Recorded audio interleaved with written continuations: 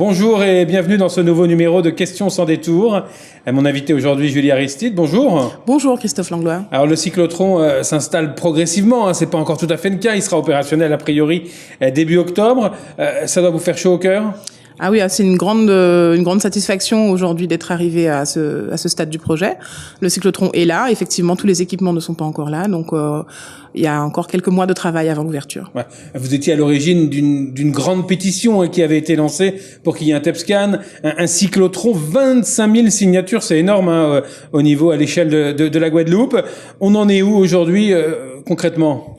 Concrètement, ce collectif, effectivement, qui est né en juin 2014, sous la houlette d'Eddy Nedeljkovski, a eu quand même un impact très très important dans ce projet, parce que ça a été la voix des citoyens, ça a été une mobilisation citoyenne très très forte. 25 000 signatures, comme vous l'avez dit, c'est quand même un résultat assez hors du commun pour une petite île comme la Guadeloupe. En même temps, c'est un sujet de santé publique qui touche tout un chacun, dans chaque famille on est concerné.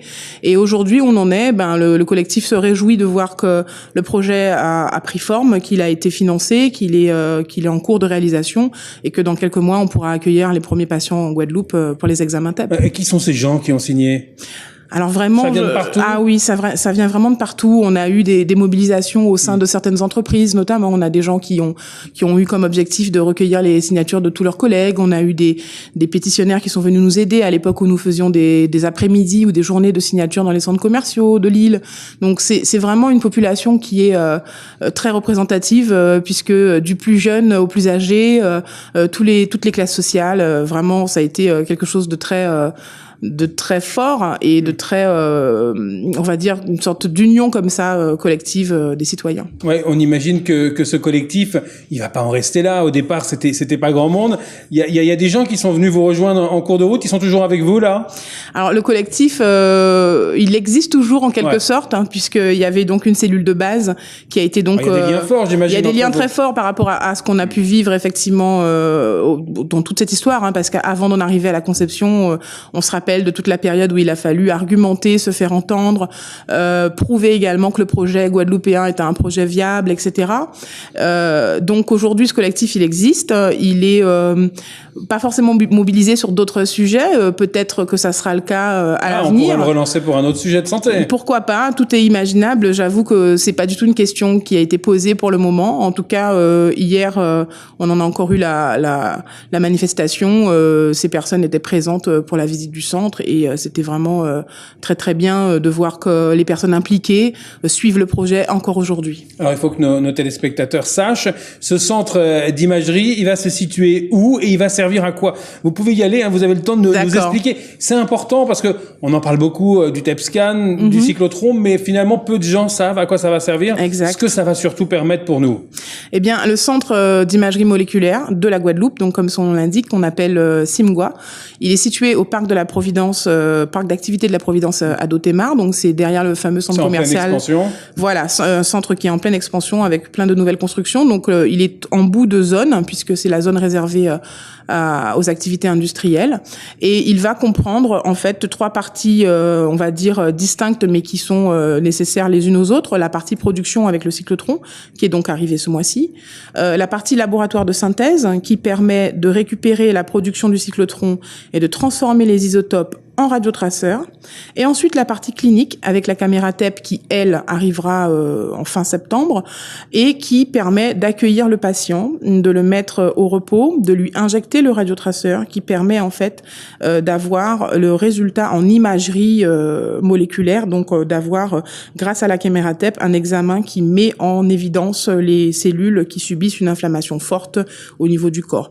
Donc le centre va démarrer avec une production de radiotraceurs qu'on appelle FDG, donc c'est du fluor 18 et qui est utilisé en cancérologie, et il a vocation dans les années qui viennent ensuite à produire d'autres types de radiotraceurs qui peuvent être aussi bien utilisés en cancérologie que pour le diagnostic des maladies cardiovasculaires, et des maladies neurodégénératives. Donc c'est très important de comprendre que ce centre a été pensé pour pouvoir prendre en charge plusieurs pathologies et que en plus ce sont des pathologies qui ont quand même une forte prévalence en Guadeloupe et qu'elles concernent énormément de personnes. jusque-là, il n'y avait pas d'autre choix. Il fallait partir dans l'Hexagone ou autre part pour pouvoir se faire dépister, soigner. Absolument. C'est un examen qui est entièrement pris en charge par la sécurité sociale parce que on le prescrit à des personnes pour qui il y a des suspicions quand même assez fortes d'une maladie grave.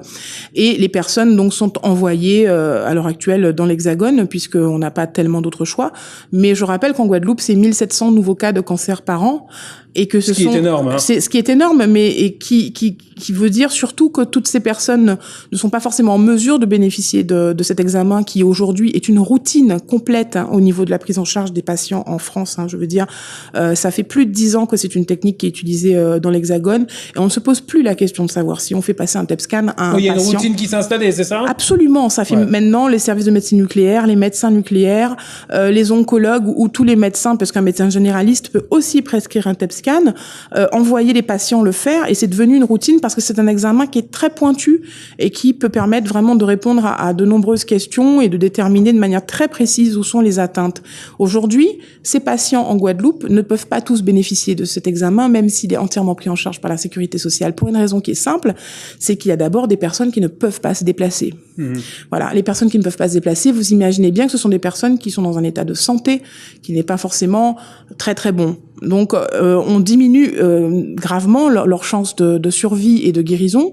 Puis il y a la peur de l'inconnu. Il y a aussi la peur de l'inconnu, il y a l'isolation, il y a le fait de ne pas pouvoir tout le temps avoir les moyens de partir là-bas avec un accompagnant, de rester plusieurs jours en France ou voire pour plusieurs semaines si on doit entamer un traitement. Il y a tout un tas de choses qui rentrent en ligne de compte qui font que les Guadeloupéens, jusqu'à présent, ont subi une forme d'injustice au niveau de la prise en charge médicale. Et l'ouverture du CIMGUA va vraiment, et ça je peux vous le dire parce que la communauté médicale nous fait beaucoup de retours sur cette question, changer la donne. Il y a eu une polémique pour savoir si on devait mettre un TEP scan Guadeloupe-Martinique ou alors simplement pour la Martinique, pour la Guadeloupe. Finalement, les différents gouvernements ont tranché. Il y en aura un en Guadeloupe, un en Martinique. Est-ce que c'est raisonnable? Il y avait un professeur qui avait dit finalement il n'y en a pas besoin un pour les deux îles, un par île, il en faut un pour les deux îles. Vous nous dites quoi, vous? Eh bien, moi, je dis ce que ce professeur avait dit quand il était venu faire un audit en Guadeloupe, en Martinique et en Guyane. Il avait dit le petit cyclotron dans chaque département est le choix de l'intelligence. Et moi, je suis absolument d'accord avec lui sur ce qu'il avait dit à l'époque, même si il a défendu ensuite une autre cause. On est sur un territoire qui a quand même des spécificités géographiques, des inconvénients, l'insularité, la petitesse de l'île, la prédominance de certaines maladies, etc. Et le petit cyclotron, c'est l'assurance que les patients guadeloupéens puissent passer un examen en Guadeloupe, être pris en charge en Guadeloupe. C'est la seule solution, en fait, qui permet de répondre à l'égalité d'accès aux soins. Il n'y en a pas d'autre. Un cyclotron centralisé, comme ça a pu être défendu par certains, obligerait chaque département à avoir une caméra TEP qui serait, et je dis bien, je reste au conditionnel parce qu'on n'a jamais pu répondre à ces questions-là, qui serait... Et ce sera pas le cas, de toute façon. Voilà. Qui serait, en fait, livré par le cyclotron interrégional en radiotraceur. Et aujourd'hui, ces questions n'ont pas reçu de réponse. Donc, il est très très clair que le petit cyclotron adapté à son environnement, adapté à sa population, qui permet aussi de générer un projet aussi qui est économiquement viable et qui ne demande pas, par exemple, d'énormes subventions d'exploitation de l'État pour pouvoir faire tourner. Ça sera le cas pour le CIMGUA. Tout a été pensé comme ça dès le départ. Parce que je regardais, c'est quoi? C'est 7 patients par jour, c'est suffisant? Oh, ça sera plus. On va être à 10 patients par jour et en fait, c'est un minimum, c'est une fourchette basse. Nous avons une capacité d'activité prévue au CIMGUA qui pourra facilement aller à 12-15 patients par jour. On aura pas mal parlé de tourisme, j'aime pas trop de tourisme cette expression, médical. De tourisme médical, faire venir des patients de la Caraïbe qui n'ont pas les mêmes moyens en Guadeloupe, c'est une possibilité qui a été évoquée? C'est une possibilité qui est évoquée d'abord parce qu'il y a des coopérations entre les États et les départements français dans les petites Antilles. Il y a des coopérations parce que il est vrai qu'il est difficile d'imaginer imaginer que chaque petite île aux Antilles soit dotée de tous les moyens médicaux. Le Simgua et son implantation en Guadeloupe, ça a été quand même, vous l'avez rappelé tout à l'heure, un combat et une lutte, hein, parce que bon, on a quand même eu à porter. On a quand même eu. Mais oui, les freins, ils ont. Ils étaient pas que d'ordre financier. Non, ils étaient pas que d'ordre financier. Ils étaient d'ordre de protection des industriels. Ils étaient d'ordre aussi d'imaginer que la Guadeloupe puisse penser son projet sans qu'il soit un copier-coller de ce qui se fait dans l'Hexagone. Ça peut aussi déranger. Il y a plein de choses qui peuvent déranger. C'est vrai qu'on a quand même bousculé des habitudes de prise en charge, des habitudes de. On a rapproché la Guadeloupe d'être un enfant gâté ou pas? Je ne sais pas, je l'ai pas entendu en ces termes-là. J'ai plutôt entendu. Ça voulait peut-être dire ça, non, oui, ça pouvait vouloir dire ça, dans le sens est-ce que nous avons réellement besoin de ça. Et moi j'ai eu ces personnes, j'ai eu des personnes qui ont pu me rapporter ces choses en disant mais pourquoi la Guadeloupe n'a pas besoin de ça, on n'a qu'à continuer à aller en France, etc. Tenir ce discours, c'est être relativement dans l'ignorance de ce que c'est que d'affronter une maladie grave, de devoir se battre pour survivre et d'avoir toutes les chances de son côté pour pouvoir rester sur cette terre. Et vraiment il y a évidemment, on peut toujours prendre plein de données, mais si le projet Simgua aujourd'hui, personnellement, j'en suis très fière, c'est aussi parce que il a été réfléchi. Vraiment, on a pris des mois à réfléchir à comment le mettre en œuvre et à quelle est la formule qui permettrait aujourd'hui d'avoir un centre qui sera autonome, même si il y a une forte collaboration du CHU de Pointe-à-Pitre-Abîme avec une mise à disposition du personnel, avec tout un tas de choses. L'idée, c'était que ce centre nous ressemble, soit adapté à nos besoins. Évidemment, il pourra peut-être accueillir un peu de tourisme médical parce que il y a des besoins autour de nous, parce que la Martinique n'aura pas le sien tout de suite, parce que pour plein de raisons qui me paraissent à peu près normales d'être évoquées. En fait, il faut qu'il soit rentable simplement en fonctionnement. Il faut qu'il soit rentable en fonctionnement. C'est déjà passé. Sinon, ça n'a pas d'intérêt de défendre un projet de cette envergure sur une île aussi petite que la Guadeloupe. Si c'est juste pour dire on a notre cyclotron, mais ça coûte 1,5 million d'euros à l'État de le faire fonctionner, ça n'a pas tellement d'intérêt. C'est ce qui a été fait à l'île de la Réunion, qui est peut-être encore plus isolée que nous parce que seul département français comme ça dans son petit dans l'océan Indien. Il faut être clair, c'est un cyclotron qui est un gros cyclotron, ils ont 2 caméras TEP, ils prennent en charge les patients, etc. Mais ils coûtent de l'argent à l'État chaque année en subvention d'exploitation. Ça a été un frein? Alors, quand on a regardé la Réunion, on s'est dit oh là là, on va pas faire pareil. Ça a été un frein et ça a été d'autant plus un frein que lorsqu'on leur a dit écoutez, il y a d'autres solutions.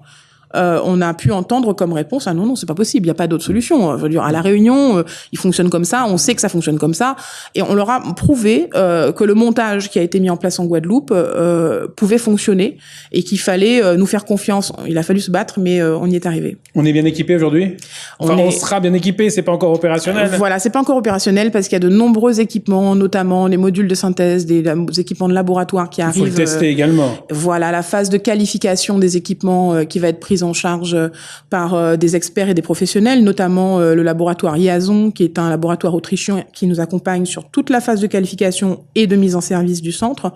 C'est très important d'avoir des personnes qui sont des experts. Dedans, d'ailleurs. Hein. Absolument. Alors, ça c'est dans la société PMB, la société PMB qui est la société fabricante du cyclotron. Il y a des Guadeloupéens, ils ont une Guadeloupéenne, absolument, Madame Maulois, qui est docteur en physique et qui revient en Guadeloupe travailler pour PMB sur la partie recherche et développement. Ça, c'est un aspect qu'on n'a pas encore évoqué, mais ça va être, opérationnel en octobre 2017 si les délais sont tenus, et c'est quand même une belle chose d'en arriver là aujourd'hui. Ouais, ça donnera du travail. Oui, ça donnera du travail. On vient de recruter un personnel pour le poste de technicien cyclotroniste. Il y aura des former. Tout à fait, il part la semaine prochaine. Toutes les formations sont déjà en œuvre depuis plusieurs mois parce que les personnels du centre du CHU ont aussi bénéficié de formations complémentaires à toutes celles qu'elles avaient eues. On ne cesse de continuer la formation qui est nécessaire, et ces personnels seront formés. On procédera au recrutement des manipulateurs en électroradiologie au mois de septembre, juste avant l'ouverture du centre. Donc voilà, c'est aussi de l'embauche et un peu d'emploi en Guadeloupe. Je vous propose qu'on se retrouve au mois de décembre. On fera un petit point alors après le début de l'activité du Simgua, avec plaisir. Merci à vous, Julie Aristide. Merci de l'invitation, Christophe Langlois. Très bonne fin de journée sur l'antenne de TV. On se retrouve très rapidement pour un nouveau numéro de Questions sans détour.